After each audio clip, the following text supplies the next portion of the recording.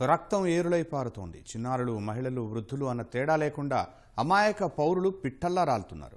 భవనాలు కుప్పకూలి వీధులు శిథిలాల దిబ్బలుగా మారుతున్నాయి. ఇది ఇజ్రాయెల్ దళాలు, హమాస్ మధ్య జరుగుతున్న యుద్ధ పరిస్థితి. ఇజ్రాయెల్ పాలస్తీనాలోని ప్రజల దీనస్థితిని చూసి ప్రపంచంలో మనిషి అన్న ప్రతి ఒక్కరి హృదయము ద్రవిస్తోంది. మరి ఎందుకింతటి హృదయ విదారక స్థితి? అసలు ఈ యుద్ధం ఎందుకోసం జరుగుతోంది? దీన్ని ఆపే మార్గమే లేదా? ప్రపంచ దేశాలు చొరవ చూపితే ఫలితం రాదా? ఏం చేస్తే ఈ పోరాటం ఆగేందుకు అవకాశాలున్నాయి? ఒకసారి యుద్ధానికి దిగితే మిగిలేది రక్తపాతం, విధ్వంసమే. ఇజ్రాయెల్కు, పాలస్తీనాలోని గాజాను పాలిస్తున్న ఉగ్రవాద సంస్థ హమాస్కు జరుగుతున్న పోరాటంలోనూ అదే మిగులుతోంది. ఇంతటి విధ్వంసానికి కారణమవుతున్న ఈ యుద్ధాన్ని అన్ని దేశాలు ఖండించాయి. ఇజ్రాయెల్, పాలస్తీనాలో వేల మంది పౌరులు కోల్పోవడం పట్ల సానుభూతి వ్యక్తం చేశాయి. మరి ఖండించడం, సానుభూతి వరకేనా? యుద్ధాన్ని ఆపేందుకు ప్రపంచ దేశాలు చొరవ చూపడం లేదా అంటే ఆ పరిస్థితులైతే ప్రస్తుతానికి కనిపించడం లేదు. యుద్ధం మరింత తీవ్రమయ్యేట్లుగానే పరిణామాలు సాగుతున్నాయి. రెండు పక్షాలకు పలు దేశాలు వేర్వేరుగా మద్దతిస్తూ ఉండడమే దీనికి కారణం. యుద్ధాన్ని ఆపేందుకు చొరవ మాట పక్కన పెడితే పలు దేశాల నుంచి వేర్వేరుగా ఆయుధాలు, నిధులు అందుతున్నాయి. అందువల్ల యుద్ధం ఇప్పట్లో ఆగే పరిస్థితులైతే కనిపించడం లేదు. ఇప్పుడున్నటువంటి పరిస్థితిలో పీస్ రెస్టోర్ చేయటం చాలా చాలా ముఖ్యం. అలాగే ఏ కంట్రీ, ఇటు యునైటెడ్ స్టేట్స్ ఆఫ్ అమెరికా కానీ, వెస్టర్న్ కంట్రీస్ కానీ ఇజ్రాయెల్కి బ్యాక్ చేస్తున్నప్పటికీ కంప్లీట్గా డైరెక్ట్ సపోర్ట్ అయితే, అలాగే డైరెక్ట్గా ఈ యుద్ధంలో ఇజ్రాయెల్ తరఫున అయితే పాల్గొనే పరిస్థితి లేదు. ఎందుకంటే United States of America internal economic situation చాలా వీక్గా ఉంది. అలాగే యుఎస్ సిటిజన్స్ కూడా దీనికి కంప్లీట్ సపోర్ట్ చేయరు. అలాగే యుఎస్ పార్లమెంట్లో కూడా చాలా ఎదుర్కోవాల్సి ఉంటుంది. కాబట్టి యునైటెడ్ స్టేట్స్ ఆఫ్ అమెరికాతో పాటు ఇతర ఏ వెస్టర్న్ కంట్రీస్ కూడా డైరెక్ట్గా ఈ వార్లోని పాల్గొనలేవు, ఇండైరెక్ట్గా సపోర్ట్ అందిస్తాయి. ఇటు అరబ్ వరల్డ్లో కూడా ఒక డివైడెడ్ టాక్ వినిపిస్తుంది. వీళ్ళు కూడా ఇండైరెక్ట్ సపోర్ట్ అందిస్తూ వస్తారు, కానీ డైరెక్ట్గా వార్ చేసే పరిస్థితి అయితే ఉండదు. కాబట్టి ఇప్పటికీ ఈ వార్ సిరియా, పాలస్తీనా, అలాగే సిరియా అండ్ ఇజ్రాయెల్, సిరియా, పాలస్తీనా మధ్య జరుగుతున్నట్టు వార్. అలాగే లెబనాన్ వైపు కూడా వెళ్ళొచ్చు, కానీ కంప్లీట్గా ఒక వరల్డ్ వార్ కింద కన్వర్ట్ అయ్యే సిచ్యువేషన్ మాత్రం మనకు కనిపించట్లేదు. అగ్రరాజ్యం అమెరికా ఇజ్రాయెల్కు చిరకాల మిత్రదేశం. ఇజ్రాయెల్కు బహిరంగ మద్దతు ప్రకటించడమే కాదు, ఆయుధాలను సైతం పంపించింది. హమాస్కు నిధులు, ఆయుధాలు ఇరాన్ నుంచి వస్తున్నట్లు సమాచారం. అయితే హమాస్కు తాము మద్దతు ఇవ్వడం లేదని ఇరాన్ ప్రకటించింది. తుర్కియా కూడా ఆర్థిక సాయం చేస్తున్నట్లు నిఘా వర్గాలు వెల్లడించాయి. హమాస్కు మద్దతుగా లెబనాన్కు చెందిన ఉగ్రవాద సంస్థ హెజ్బొల్లా ఇజ్రాయెల్పై రాకెట్ దాడులు చేస్తోంది.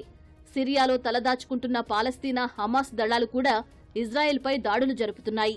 ఖతార్, కువైట్ కూడా హమాస్కు మద్దతిస్తున్నాయి. అయితే హమాస్కు పశ్చిమాసియాలోని అన్ని అరబ్ దేశాల నుంచి మద్దతు లభిస్తుందా అంటే అవును అని చెప్పడం కష్టం. 50 ఏళ్ల క్రితం పాలస్తీనాకు మద్దతుగా ఇజ్రాయెల్పై వ్యతిరేకత వ్యక్తం చేసిన అనేక అరబ్ దేశాలు ఇప్పుడు అదే తరహాలో స్పందించడం లేదు. పాలస్తీనా పట్ల సానుభూతి, సానుకూలత ఉన్నా ఇజ్రాయెల్ పట్ల వ్యతిరేకత అందరిలోనూ వ్యక్తం కావడం లేదు. ఈజిప్ట్, బహ్రెయిన్, యుఏఈ హమాస్ దాడిని తీవ్రంగా ఖండించాయి.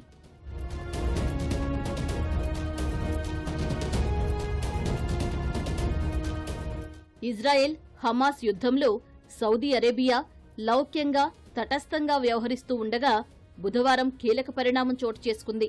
హమాస్కు మద్దతు ఇస్తుందని ప్రచారం జరుగుతున్న ఇరాన్తో సౌదీ అరేబియా చర్చలు జరిపింది. సౌదీ యువరాజు మహమ్మద్ బిన్ సల్మాన్, ఇరాన్ అధ్యక్షుడు ఇబ్రహీం రైసీ ఫోన్లో మాట్లాడుకున్నారు. యుద్ధాన్ని నిలిపివేసేందుకు సౌదీ రాజ్యం సాయశక్తులా ప్రయత్నిస్తోందని, అన్ని అంతర్జాతీయ, ప్రాంతీయ భాగస్వాములతో చర్చలు జరుపుతోందని రైసీకి సల్మాన్ తెలిపారు. పాలస్తీనా ప్రజలకు చట్టబద్దమైన హక్కులను పునరుద్ధరించడం, ఆ ప్రాంతంలో శాంతి స్థాపన చర్యలకు సౌదీ మద్దతు ఇస్తుందని ఇరాన్ అధినేతకు యువరాజు హామీ ఇచ్చినట్లు సౌదీ అధికారిక మీడియా ప్రకటించింది. తమ మధ్య దశాబ్దాలుగా కొనసాగుతున్న శత్రుత్వానికి ముగింపు పలికేలా సౌదీ అరేబియా, ఇరాన్ మధ్య చారిత్రక ఒప్పందం కుదిరిన తర్వాత ఇరువురూ మాట్లాడుకోవడం ఇదే తొలిసారి.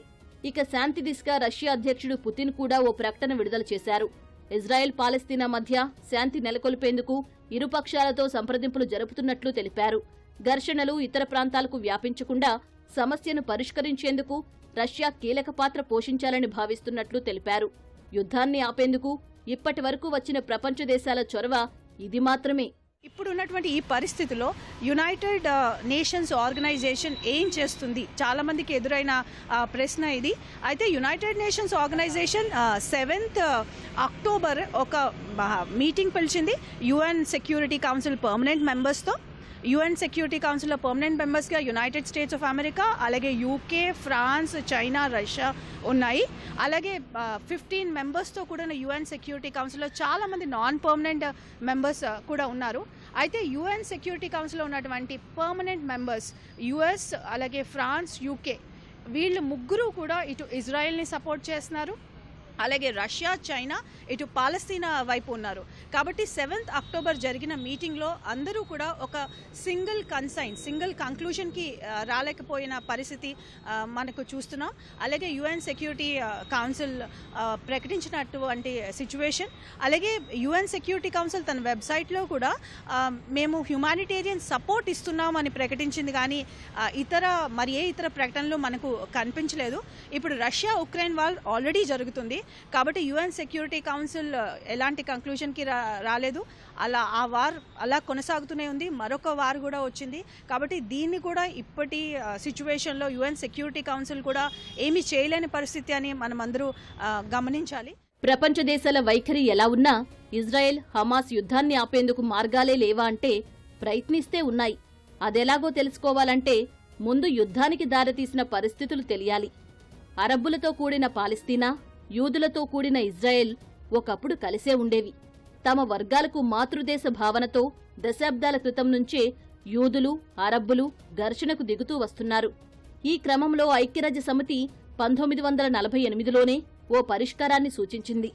యూదులకు మాతృదేశంగా ఇజ్రాయెల్ను అరబ్ దేశాలు గుర్తించాలని, అలాగే అరబ్బులకు మాతృదేశంగా పాలస్తీనాను ఇజ్రాయెల్ గుర్తించాలని ప్రతిపాదించింది. అయితే ఈ ప్రతిపాదన అమలులోకి రాకముందే యూదులు తమను తాము ఇజ్రాయెల్ను ఓ దేశంగా గుర్తించుకున్నారు. అంతటితో ఆగక 1948 నుంచి 1967 వరకు పలు అరబ్ దేశాలపై ఇజ్రాయెల్ యుద్ధాలు చేసి వాటిని ఆక్రమించుకుంది. పాలస్తీనా ప్రాంతాలలో యూదుల స్థావరాలను ఏర్పాటు చేసింది. అనేక పాలస్తీనా ప్రాంతాలు ఇంకా ఇజ్రాయెల్ ఆక్రమణలోనే ఉన్నాయి. వెస్ట్ బ్యాంక్, గాజా అనే 2 వేరువేరు ప్రాంతాలుగా పాలస్తీనా ఉంది. వెస్ట్ బ్యాంకులో ప్రస్తుతం పాలస్తీనా విమోచన సైన్యం PLO పాలన కొనసాగుతూ ఉండగా గాజా హమాస్ నియంత్రణలో ఉంది. ప్రపంచంలోని పలు దేశాలు పాలస్తీనాను అధికారికంగా గుర్తించినా ఐక్యరాజ్య సమితిలో పూర్తిస్థాయి సభ్యత్వం ఇంకా దక్కలేదు. తూర్పు జెరూసలేం సహా వెస్ట్ బ్యాంక్, గాజాలు తమ భూభాగాలే అంటున్న ఇజ్రాయెల్ ఆ ప్రాంతాల ఆక్రమణకు యత్నిస్తూ చాలా కాలంగా అక్కడ దాడులు చేస్తోంది. ఇదే యూదులు, అరబ్బుల మధ్య ఘర్షణగా మారి రక్తపాతానికి దారితీసింది.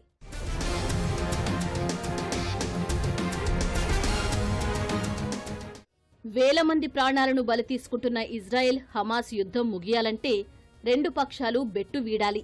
తక్షణమే కాల్పుల విరమణ ప్రకటించి శాంతి కోసం చర్చలకు సిద్ధం కావాలి. పాలస్తీనా ప్రజల ఆకాంక్షలను గుర్తించి వారికి ఒక దేశాన్ని ఏర్పాటు చెయ్యాలి. అదే సమయంలో ఇజ్రాయెల్ను పాలస్తీనా కూడా గుర్తించాలి. ఇజ్రాయెల్ను ఒక దేశంగా గుర్తించబోమనే వాదనను హమాస్ పక్కన పెట్టాలి. ఇజ్రాయెల్ కూడా గతంలో తాము ప్రకటించిన అరబ్ ప్రాంతాలను తిరిగి ఇచ్చి వాటిని ఖాళీ చెయ్యాలి. ఐక్యరాజ్య సమితి చేసిన ఈ ప్రతిపాదనను ప్రపంచంలోని అనేక దేశాలు అంగీకరిస్తున్నాయి. భారత్ కూడా అంగీకరిస్తోంది. కాబట్టి ఇకనైనా యుద్ధం ముగిసి ఇంకా ప్రాణ, ఆస్తి నష్టం తగ్గాలంటే ఇజ్రాయెల్, హమాస్ ఈ పనులు చెయ్యాలి. ఏవైనా ప్రపంచ దేశాలు దీనికి చొరవ చూపి మధ్యవర్తిత్వం వహిస్తే ఇంకా మంచిది. లేకుంటే 2 వైపులా రక్తపుటేర్లు పారుతూనే ఉంటాయి. యుద్ధంతో ఏమాత్రం సంబంధం లేని అమాయక పౌరులు ప్రాణాలు కోల్పోతూనే ఉంటారు. ఇది ఇజ్రాయెల్, పాలస్తీనాకే కాదు, ప్రపంచ శాంతికి కూడా మంచిది కాదు.